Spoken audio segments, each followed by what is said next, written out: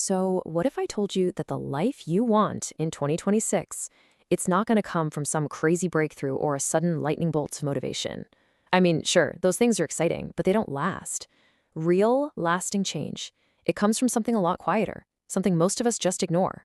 The small, boring things we do every single day. Just think about it for a second. Every year, so many of us make these huge promises to finally change, right? We feel super motivated, hopeful, ready to go.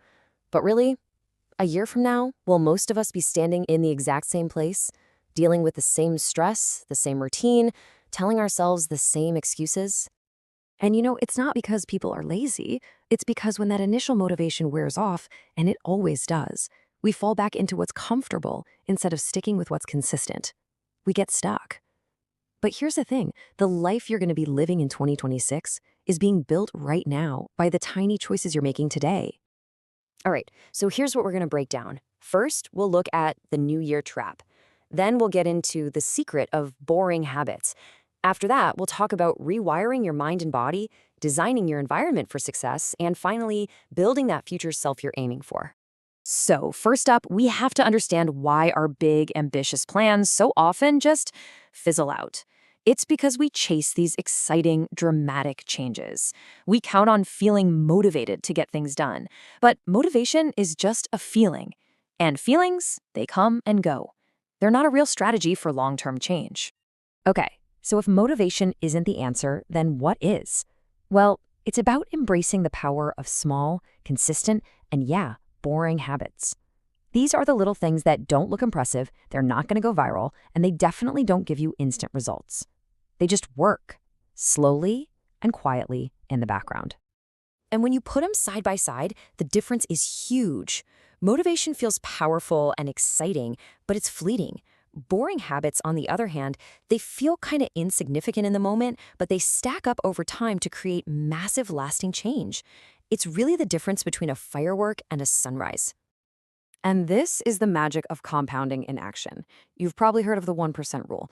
If you get just 1% better each day, by the end of the year, you'll be 37 times better. Seriously, think about that. A tiny effort, something you'd barely even notice, leads to this incredible exponential growth. And this is such a crucial idea to get. It's kind of like a melting ice cube. Imagine a room is at 27 degrees. You raise it to 28, 29, 30, and nothing happens. The ice is still solid. But the moment it hits 32 degrees, it starts to melt. It wasn't that one final degree that did all the work, right? It was all the consistent effort leading up to it. Your efforts aren't wasted, they're just being stored. Okay, so how do we actually start storing that work? It all begins with these foundational habits that control your internal state. Your energy, your focus, your peace of mind. Now, I know, this sounds ridiculously boring. There's no 5 a.m. hustle culture hype here, just consistency. But see, your brain loves rhythm. When you wake up at the same time every single day, your body knows what to expect. Your energy gets steady, your mind feels clearer, and that discipline slowly becomes automatic. You stop fighting your alarm clock. All right, here's another one for you. Go for a walk every day. But there's a catch. No distractions. No podcasts, no music, no scrolling through your phone, just you and your thoughts. It sounds way too simple to be powerful, but it's like a mental reset button in a world that is always, always loud. You might be thinking, really? Why does this even matter? Why would I give up the podcast or the playlist that gets me pumped up? Well, it's because when you walk in silence, your brain finally gets a chance to breathe and process everything. Your stress levels start to come down, your thoughts begin to slow down, and you'll find that ideas just kind of surface. Problems start to untangle themselves without you even trying to force it. It's not just exercise, it's a mental reset. And look, the power of simply getting outside, it can literally be life-changing. There's a story about a man in Japan who was in a really deep depression. He hadn't left his apartment in 2 months, felt completely hopeless. His own room had become what he called his comfort prison. But then one day, he looked out his window and saw a little boy smiling from a window across the street. And that one small sight reminded him of a simple truth. He thought, the world is still out there. I'm not dead yet. I just stopped living. And that was it. He put on his shoes and he just walked. No destination, no plan. And that one simple, boring walk, It saved his life. It was him declaring that he was choosing life over hiding from it.